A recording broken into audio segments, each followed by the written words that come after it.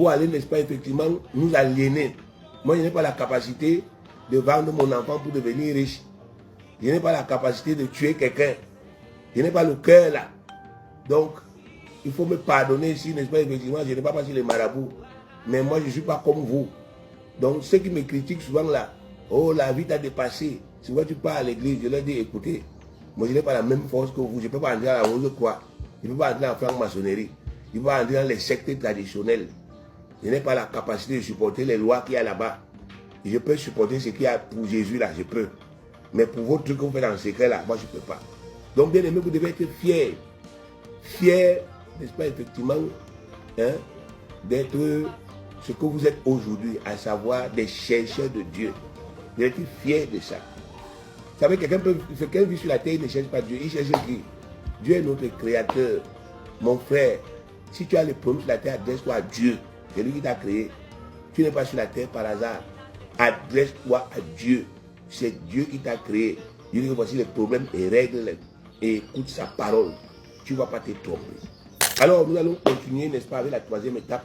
Comment régler spirituellement ces problèmes. Troisième étape. Prier avec autorité pour chasser les mauvais esprits. Pardon. Prier avec autorité pour chasser les mauvais esprits. Il va ajouter prier avec autorité au nom de Jésus-Christ pour chasser les mauvais esprits. Vous savez, bien aimé, dans notre dernière vidéo, nous avons vu que la confession des péchés, possède des effets très puissants sur les démons. Je suis en train de vous dévoiler les secrets du diable. C'est pourquoi il ne m'aime pas beaucoup. Parce que je dévoile ses secrets. Il y a les gens qui vous disent, oh, ils vous expliquent la sorcellerie. Ils vous expliquent quoi dans la sorcellerie. Venez dans la Bible. Je vous dévoile les secrets de Satan, les secrets des démons. La confession des péchés possède des effets très puissants sur les démons. La confession sincère des péchés brise tout le pouvoir que les démons avaient sur nous à cause de nos péchés. Ça brise la vraie confession. Ça brise le pouvoir des démons. Vous devez comprendre la spiritualité. Un démon a autorité sur quelqu'un. Et quand il a autorité sur quelqu'un, il utilise cette autorité qu'il a pour faire du mal à cette personne. C'est aussi simple que ça. Un démon a autorité sur vous. Il a pouvoir sur vous. Il utilise donc ce pouvoir pour vous faire du mal. Il utilise ce pouvoir pour vous faire du mal. C'est ça qui est la vérité. C'est ça qui est la réalité. Donc vous devez être conscient de cela. Il n'y a pas de mysticisme là-dedans. Donc, si un démon obtient un droit dans votre vie, il utilise ce droit-là pour conjuguer trois verbes. Dans Jean 10, 10, il est écrit, le voleur ne vient que pour dérober, égorger et détruire.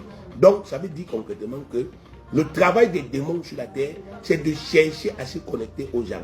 Le travail des démons sur la terre, c'est de chercher à entrer dans les vies des gens. C'est eux. Et ils veulent tuer, ils veulent détruire, ils veulent gâter. C'est pour cela que, n'est-ce pas, effectivement, ils passent le temps à tenter les gens. Ils passent le temps à tenter les gens. Donc, ils tentent les gens. Donc, quand on dit tenter les gens, ça veut dire qu'ils vous séduisent, ils vous inspirent le péché. C'est tout. Ils savent que chaque péché que vous allez commettre consciemment, que vous soyez un enfant de Dieu ou pas, ça va leur donner un pouvoir sur vous. Et ils vont avoir accès. Alors, à partir du moment où ils ont donc accès, ils commencent à utiliser cet accès-là pour vous faire du mal. Ils sont invisibles. Donc, ils peuvent entrer dans votre corps. Les démons peuvent être dans votre corps. Ils vous possèdent. Et ils vous rendent malade. Le corps est malade. Vous allez à l'hôpital.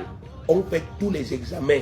C'est négatif, mais la maladie est là. C'est une maladie démoniaque ou bien une maladie spirituelle. Ils peuvent, n'est-ce pas, s'asseoir sur vos vies. Ils peuvent s'asseoir sur vos trompes. Vos trompes là, c'est là. Vous êtes une femme, mais vous ne concevez pas. Ils peuvent, n'est-ce pas, effectivement, s'asseoir sur vos vies, sur vos projets. Vos projets sont là, c'est clair. Vous êtes qualifié, vous avez le talent. Mais rien ne bouge. J'ai toujours dit aux gens que le talent ne suffit pas. Parce que Satan est un tueur de talent. Satan est capable de tuer le talent. Il a tué le talent de beaucoup ici sur la terre. Il y a des gens talentueux. Aujourd'hui, quand on regarde leur vie, ils n'ont rien fait. Alors qu'ils avaient le talent. On dit que celui-ci ira loin, celle-ci ira loin. Mais aujourd'hui, quand on fait le bilan, on voit qu'ils ne sont allés nulle part. Il y a des gens, n'est-ce pas, qui ont même forcé les choses dans la vie. Ils ont réalisé des choses. Mais à la fin, on voit que, n'est-ce pas, effectivement, ils ont fini dans le mal.